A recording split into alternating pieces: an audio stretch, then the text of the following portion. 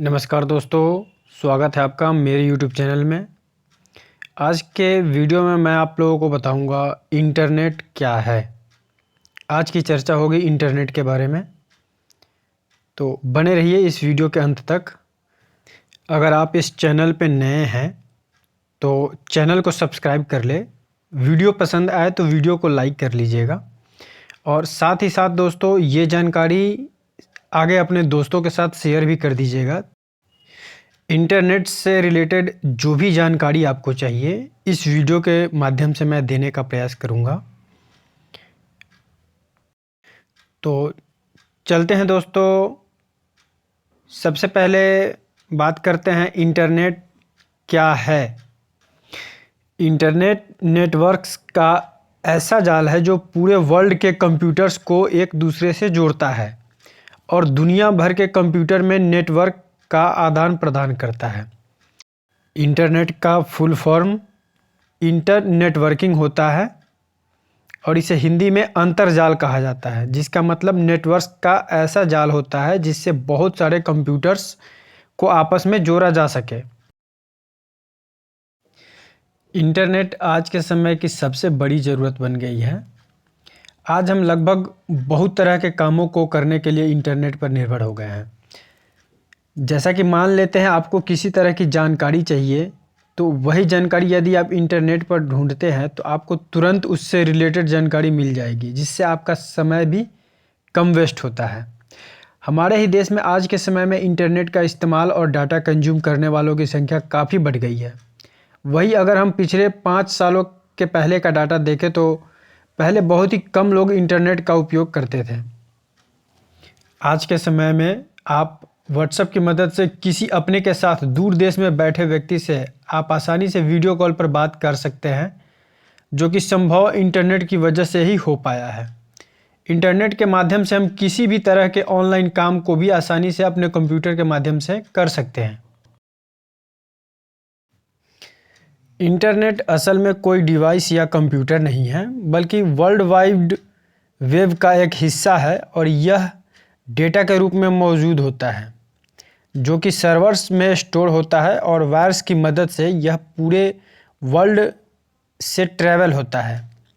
यह एक दूसरे के साथ जुड़े रहने के लिए स्टैंडर्डाइज्ड कम्युनिकेशन प्रोटोकॉल्स का इस्तेमाल करते हैं और जब आप किसी प्रकार के डाटा को सर्च इंजन के द्वारा सर्च करते हैं तो आगे सर्च इंजन उस डाटा को इंटरनेट प्रोटोकॉल की मदद से फाइंड करके आपके सामने पेश कर देता है।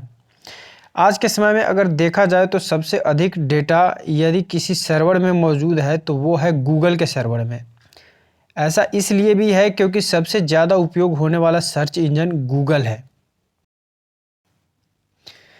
इसी कारण जब कोई कंपनी किसी तरह का डेटा क्रिएट करती है और चाहती है कि उनके डेटा को लोग पढ़ने या देखने के लिए उनके वेबसाइट पर आए, तो ऐसे में वो कंपनीज अपने डेटा को गूगल सर्च इंजन के साथ शेयर करते हैं और गूगल को डाटा देखने की और गूगल के सर्वर में स्टोर करने की परमिशन देते हैं, ताकि जब भी उससे रिलेटेड डाटा को सर्च किया जाए तो गूगल उनके वेबसाइट पर विजिटर को भेज सके।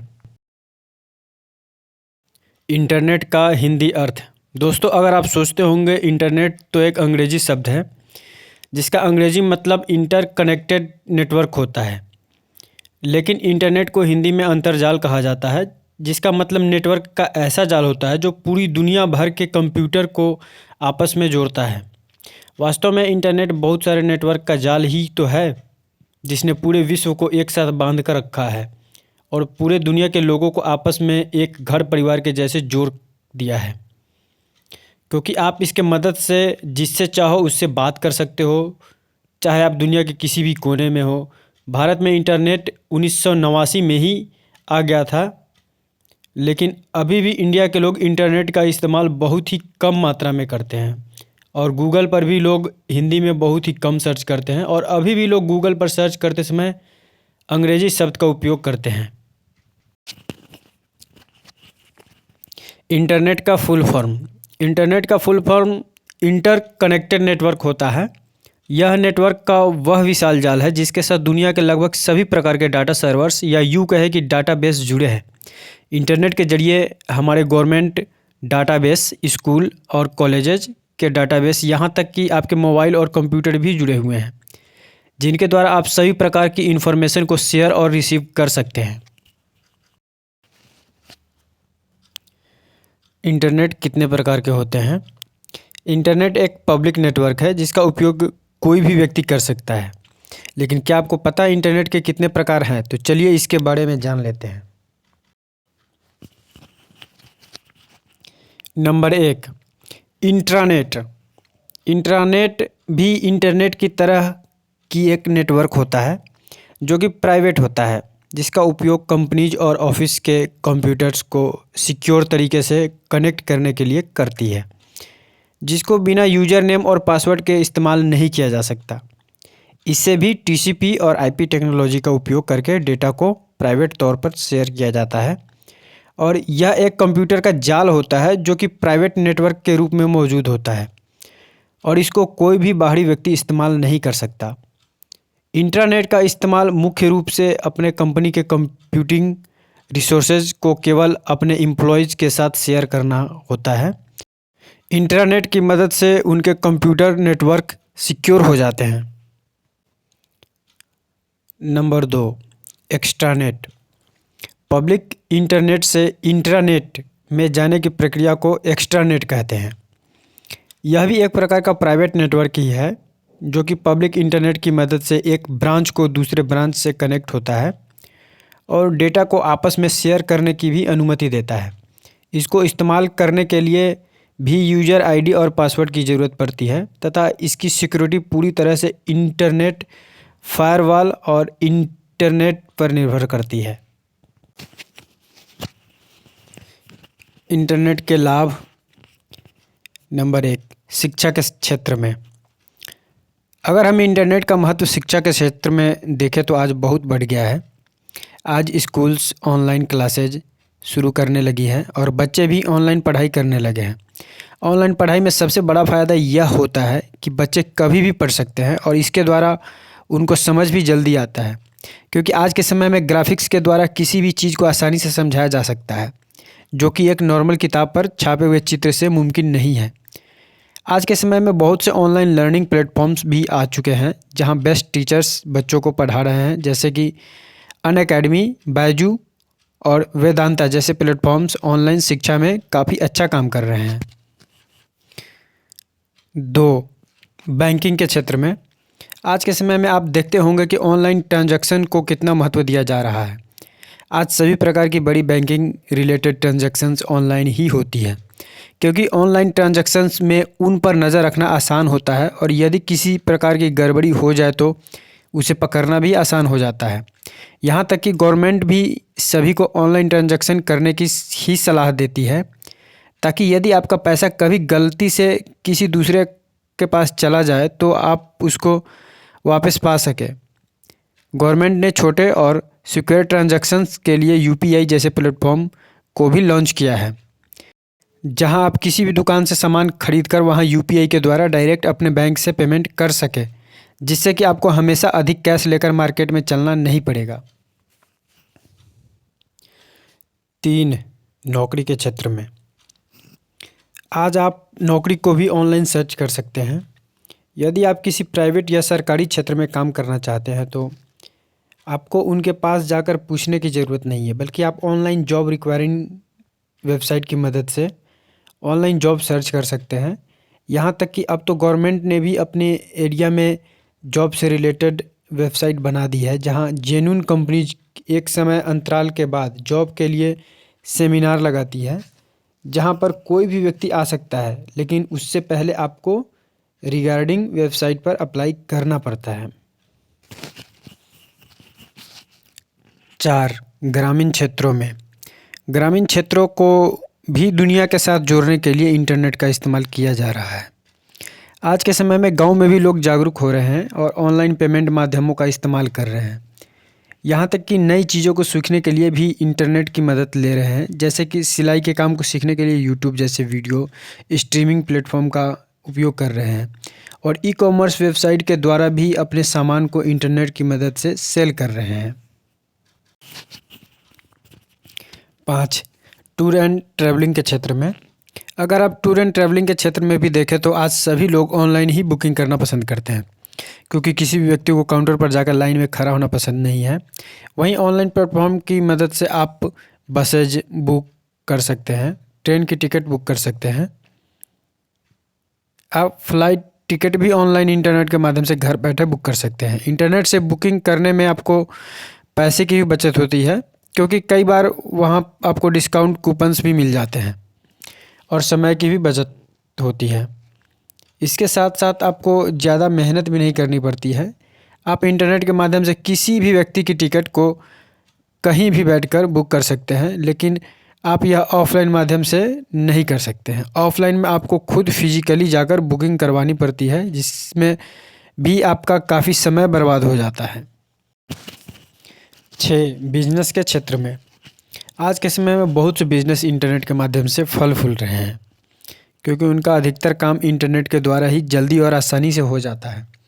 आज कई बिजनेसेज ऐसे भी हैं जो कि केवल इंटरनेट पर डिपेंड हैं, जैसे कि ई कॉमर्स बिजनेस या फिर किसी प्रकार की ऑनलाइन सर्विस देना, या फिर ब्लॉगिंग जैसा बिजनेस हो गया।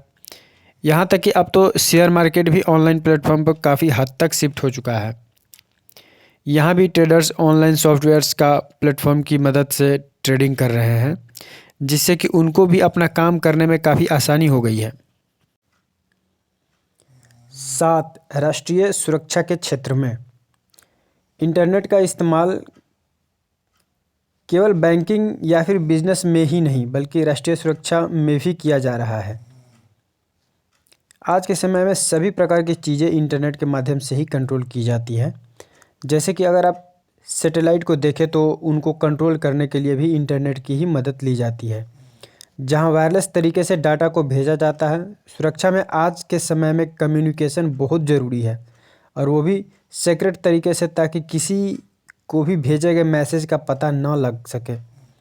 इसलिए सभी देशों ने अपने देश की सुरक्षा के लिए खुद का इंटरनेट नेटवर्क बना रखा है, ताकि कोई भी व्यक्ति उसमें आसानी से न घुस सके, क्योंकि वहाँ देश की सिक्योरिटी से रिलेटेड डॉक्यूमेंट्स को रखा जाता है, और उन वेब सर्वर्स की सुरक्षा भी बहुत अलग तरीके से की जाती है, जो कि इंटरनेट पर ही डिपेंड रहता है। 8. कम्युनिकेशन के क्षेत्र में इंटरनेट ने कम्युनिकेशन को बिल्कुल ही बदल कर रख दिया है। पहले के समय में देखा जाए तो कम्युनिकेशन का रास्ता केवल लेटर हुआ करता था, जो कि एक पक्ष से दूसरे पक्ष तक पहुंचने में काफ़ी समय लग जाया करता था, और यदि कोई ज़रूरी खबर हो तो वह भी सही समय पर नहीं पहुंच पाता था। लेकिन जब से कम्युनिकेशन इंटरनेट की मदद से होने लगे हैं, तब से ही किसी भी तरह की फ़ाइल या वॉइस को तुरंत आप अपने फ़ोन या लैपटॉप के द्वारा इंटरनेट की मदद से भेज सकते हैं। आज हम किसी भी व्यक्ति से बात करने के लिए सबसे पहले इंटरनेट की ही मदद लेते हैं, जैसे कि व्हाट्सएप या फिर ईमेल, वीडियो कॉल या फिर वॉइस कॉल के द्वारा। यह केवल इंटरनेट के कारण ही संभव हो पाया है। इंटरनेट की हानि। इंटरनेट के अगर कुछ फ़ायदे हैं तो इसके नुकसान भी बहुत हैं। तो चलिए इसके कुछ नुकसान के बारे में जान लेते हैं। नंबर 1, इंटरनेट के द्वारा बहुत से बच्चे गलत चीज़ों को जाने अनजाने में कर बैठते हैं। जैसे कि कई बार वे लोग गलत वेबसाइट पर पहुंचकर ऐसी इन्फॉर्मेशन शेयर कर देते हैं, जिससे कि उनको फाइनेंशियल नुकसान भी उठाना पड़ सकता है। नंबर 2, इंटरनेट के द्वारा अश्लीलता को भी बड़ी ही आसानी से फैलाया जा सकता है, जिससे कि लोगों को बहुत नुकसान भी होता है, और ख़ासकर यदि ये चीज़ें छोटे बच्चों के नज़र में आ जाए तो इससे उनके मानसिकता पर भी काफ़ी गलत प्रभाव पड़ता है। नंबर 3, इंटरनेट की मदद से निगेटिविटी बहुत तेज़ी से और कम समय में फैलाई जा सकती है, और आज के समय में ऐसा भी हो रहा है, जिसके कारण सरकार ने इसको रोकने के लिए कई कड़े कदम भी उठाए हैं, ताकि लोगों को निगेटिविटी फैलाने वाले लोगों से बचाया जा सके। नंबर 4, इंटरनेट के द्वारा लोगों से ठगी भी आसानी से किया जाने लगा है, जिसके शिकार आज के समय में बहुत से लोग भी हो रहे हैं। जैसे कि उनको झूठे विज्ञापन दिखाकर उनसे पैसे ले लिया जाता है, और बाद में उनको कुछ भी उसके बदले नहीं दिया जाता है। नंबर 5, इंटरनेट के द्वारा लोगों की जानकारी को भी चुराया जाता है। जैसे कि आज के समय में गूगल और फेसबुक जैसे कंपनीज अपने यूजर का डाटा लेकर उसका इस्तेमाल खुद के फ़ायदे के लिए करती है। नंबर 6, इंटरनेट के ज़रिए इल्लीगल एक्टिविटीज़ को भी आसानी से किया जाता है। नंबर 7, इंटरनेट के ज़रिए कुछ लोग हैकिंग जैसे कामों को भी अंजाम देते हैं। इंटरनेट की विशेषताएं। नंबर 1, यह एक ऐसी प्रणाली या यूँ कहे कि टेक्नोलॉजी है जो कि पूरी दुनिया के कंप्यूटर्स और मोबाइल्स को एक दूसरे से जोड़ती है। Number 2, internet world wide web का एक हिस्सा है जो कि HTML डॉक्यूमेंट को सपोर्ट करता है और वेब ब्राउज़र की मदद से इसको एक्सेस किया जाता है। नंबर 3, इंटरनेट का इस्तेमाल अधिकतर कंपनीज और लोग ईमेल करने के लिए करते हैं, जिसके द्वारा वर्ल्ड में किसी को भी मैसेज सेंड या रिसीव किया जा सकता है। नंबर 4, इंटरनेट में टेलनेट एक ऐसी सर्विस होती है जिसके द्वारा हम दूसरे कंप्यूटर के कंटेंट्स को एक्सेस करने की परमिशन देते हैं। नंबर 5, इंटरनेट में फ़ाइल ट्रांसफ़र प्रोटोकॉल का इस्तेमाल फाइल्स को दूसरे कंप्यूटर में कॉपी करने के लिए किया जाता है। इसका इस्तेमाल वेब डेवलपमेंट कंपनीज और IT कंपनीज के द्वारा किया जाता है अपने सर्वर्स के डाटा को एक्सेस और कॉपी करने के लिए। नंबर 6, इंटरनेट रिले चार्ट ऐसी सर्विस है जिसके द्वारा आप दूसरे के साथ रियल टाइम में कम्युनिकेट कर सकते हैं। नंबर 7, इंटरनेट के द्वारा ही वीडियो कॉल और चैटिंग जैसी सुविधाओं का इस्तेमाल कर पा रहे हैं। नंबर 8, इंटरनेट की स्पीड बहुत ही फास्ट होती है। यह करीब 2 सेकंड में भारत से अमेरिका तक डेटा को कई बार लेकर जा और आ सकती है। नंबर 9, इंटरनेट के द्वारा ही हम आज IoT जैसी टेक्नोलॉजी का इस्तेमाल कर पाते हैं।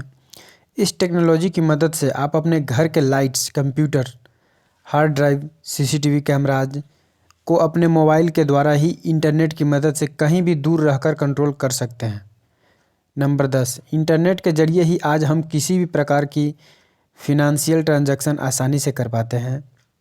नंबर 11, इंटरनेट के ज़रिए किसी पर भी नज़र रखना और उसको ढूंढना आसान हो गया है, जिससे कि इलीगल एक्टिविटी करने वालों को आसानी से पकड़ा जा सकता है।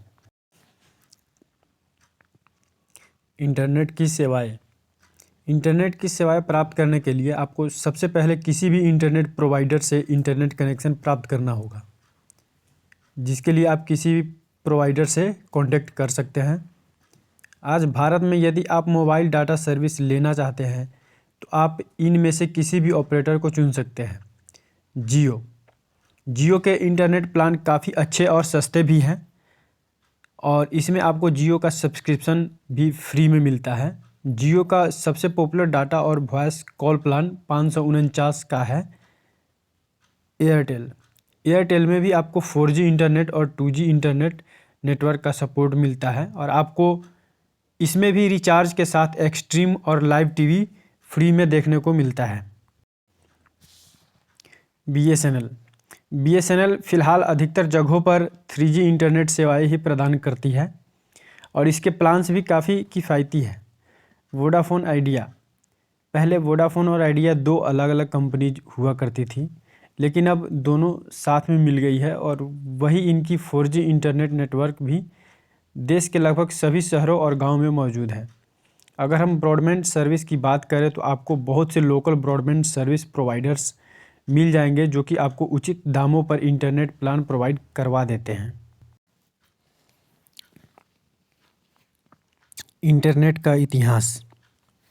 इंटरनेट की खोज जॉब काहन और विंडसर्फ ने सन 1969 में किया था और इसके द्वारा सेक्रेट मैसेज को एक दूसरे तक पहुंचाया जाता था। शुरू में उसका इस्तेमाल करके US के 5 यूनिवर्सिटीज़ के कंप्यूटर्स को आपस में कनेक्ट किया गया। इसके बाद 1972 तक के समय में 23 नोड और इसके बाद यह दुनिया के कई देशों के साथ जुड़ चुका था। शुरू के समय में इसको प्राइवेट नेटवर्क के तौर पर गोपनीय जानकारी को भेजने के लिए इस्तेमाल किया जाता था, लेकिन दिन प्रतिदिन इसमें सुधार होते गए और बाद में यह सभी के लिए उपलब्ध कर दिया गया और आज के समय में यह सबसे बड़ा बिजनेस बन चुका है। हम आपको बता दें कि इंटरनेट का कोई भी मालिक नहीं है और इंटरनेट के पूरी दुनिया में मुख्य तौर पर 5 डाटाबेस है जहां पर सभी तरह का डाटा स्टोर रहता है और उन 5 डाटाबेस की चाबी भी कुछ 5 या 6 लोगों के पास है, ताकि यदि कभी इंटरनेट पर कुछ बड़ी गड़बड़ी हो जाए और इसको शट डाउन करने की नौबत आए तो बंद किया जा सके। असल में इसकी ज़रूरत कोल्ड वार के समय महसूस हुई, ताकि जब सभी प्रकार के मौजूद साधन बंद हो जाए तो इसके ज़रिए अपने लोगों से संचार स्थापित किया जा सके। भारत में सबसे पहले इंटरनेट कब शुरू हुआ?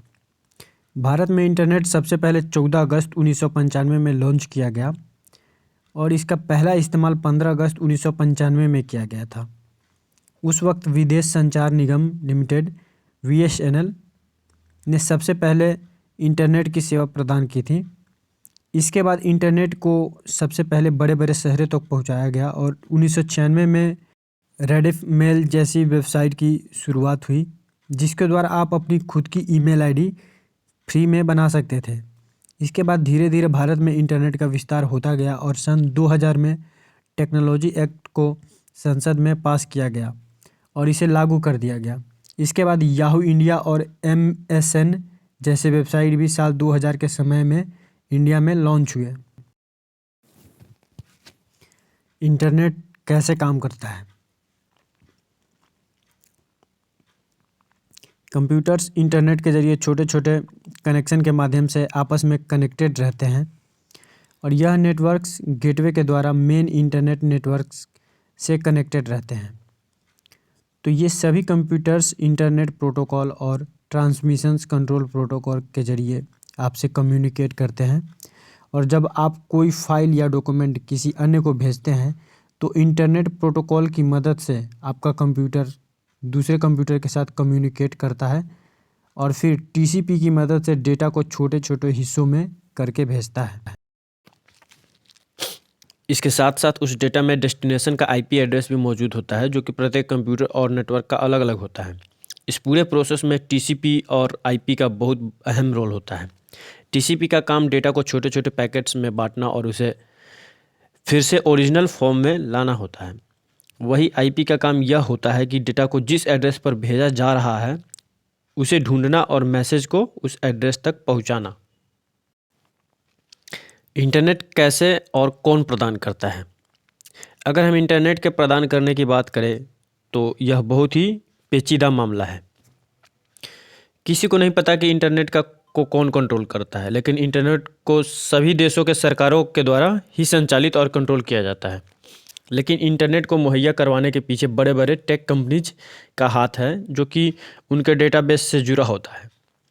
जैसे कि आज के समय में गूगल के पास सबसे ज़्यादा डेटा मौजूद है और वह डेटा इंटरनेट के ज़रिए सभी देशों तक पहुंचाया जाता है। ऐसे तो देखा जाए तो इंटरनेट बिल्कुल फ्री है, लेकिन इसके उपकरण बहुत महंगे हैं और मेंटेनेंस फीस भी बहुत ज़्यादा होती है। इसलिए जब भी कोई व्यक्ति इंटरनेट को अपने ऑपरेटर के द्वारा खरीदता है तो उसको पैसा देना पड़ता है। इंटरनेट को देश की कुछ बड़ी कंपनीज उपलब्ध करवाती है और समुद्र के नीचे तारों को बिछाती है और देशों के कुछ बड़े डाटाबेस से उनको जोड़ा जाता है, जिसमें कि बहुत अधिक खर्च आता है।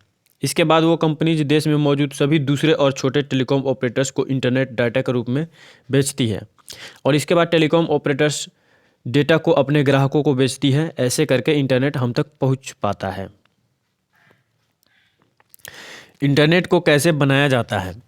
इंटरनेट को बनाने के लिए सबसे पहले डेटाबेस सर्वर्स को स्थापित किया जाता है। इसके बाद उन डेटाबेस कंप्यूटर्स को IP और TCP टेक्नोलॉजी के द्वारा फाइबर केबल की मदद से जोड़ दिया जाता है। फिर उस केबल्स के जरिए दुनिया के अन्य बड़े डाटाबेस को जोड़ा जाता है। इस तरह एक इंटरनेट का जाल तैयार हो जाता है जो दुनिया भर के डेटाबेस के साथ जुड़ा होता है और उसके बाद वह डाटाबेस आपके राउटर के जरिए आपके कंप्यूटर के साथ वायर या फिर वायरलेस माध्यम से जुड़ा होता है, जिससे आप बड़ी आसानी से इंटरनेट चला पाते हैं। इंटरनेट के घटक, इंटरनेट के कुछ ज़रूरी घटक के बारे में जान लेते हैं। DSL मॉडेम का इस्तेमाल डिजिटल सिग्नल को एनालॉग सिग्नल में बदलता है, जो कि टेलीफोन लाइन पर डेटा को भेजने के लिए सही होता है। यह आमतौर पर इंटरनेट और ब्रॉडबैंड राउटर्स से पहले से ही मौजूद होता है, या यूँ कहें कि इसको बनाया ही ऐसा जाता है कि यह दोनों का काम करे। DSL ब्रॉडबैंड फ़िल्टर, इसका उपयोग टेलीकॉम सिग्नल से DSL सिग्नल को अलग करने के लिए किया जाता है ताकि आप इंटरनेट और टेलीफोन का उपयोग अलग अलग कर सकें और यह दोनों सिग्नल्स आपस में मिक्स ना हो जाए। फायरवॉल और नेट राउटर्स का इस्तेमाल छोटे नेटवर्क के लिए फायरवॉल के रूप में किया जाता है ताकि इंटरनेट के जरिए आपके कंप्यूटर में कोई व्यक्ति घुस ना सके। कंप्यूटर फायरवॉल्स, यह फायरवॉल्स कंप्यूटर में ही मौजूद होते हैं जो कि कंप्यूटर राउटर्स से कम सिक्योर होते हैं। इंटरनेट कनेक्शन शेयरिंग, इसके द्वारा इंटरनेट को आपके होम या ऑफिस एरिया में इंटरनेट को शेयर किया जाता है। इंटरनेट के लिए आवश्यक उपकरण, आज के समय में जैसे इंटरनेट एक सबसे बड़ी ज़रूरत बन गया है, इसलिए जब भी आप कोई मोबाइल या कंप्यूटर डिवाइस खरीदते हैं तो यह सुनिश्चित करना बहुत ज़रूरी होता है कि उसमें इंटरनेट चलेगा या नहीं। इंटरनेट को इस्तेमाल करने के लिए कुछ ज़रूरी उपकरण आपके कंप्यूटर में ज़रूर होने चाहिए।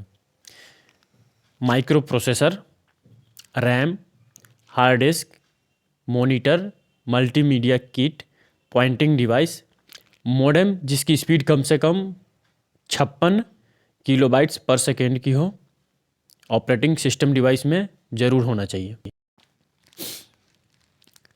इंटरनेट ब्राउज़र, ताकि इंटरनेट को आपके मोबाइल से कनेक्ट करके HTML पेज को डाउनलोड कर सकें। इंटरनेट कनेक्शन, जो कि आप किसी भी मौजूद प्रोवाइडर से ले सकते हैं। एक मॉडेम जिसके द्वारा आप अपने कंप्यूटर और इंटरनेट को आपस में कनेक्ट कर सकें। वही यदि आप स्मार्ट मोबाइल डिवाइस या लैपटॉप का इस्तेमाल करते हैं इंटरनेट के यूज करने के लिए, तो उसमें यह सभी चीज़ें पहले से ही मौजूद होती हैं। आज की इस वीडियो के माध्यम से इंटरनेट के बारे में बताया गया है। आगे इंटरनेट से रिलेटेड और भी जानकारी दी जाएगी। इस वीडियो पर बने रहने के लिए धन्यवाद। अगर आप इस चैनल पर नए हैं तो चैनल को सब्सक्राइब कर दें। वीडियो पसंद आई हो तो वीडियो को लाइक करें, साथ ही साथ कमेंट करें कि आपको वीडियो कैसा लगा। धन्यवाद। Thanks for watching my video. Please like, share, comment and subscribe my channel.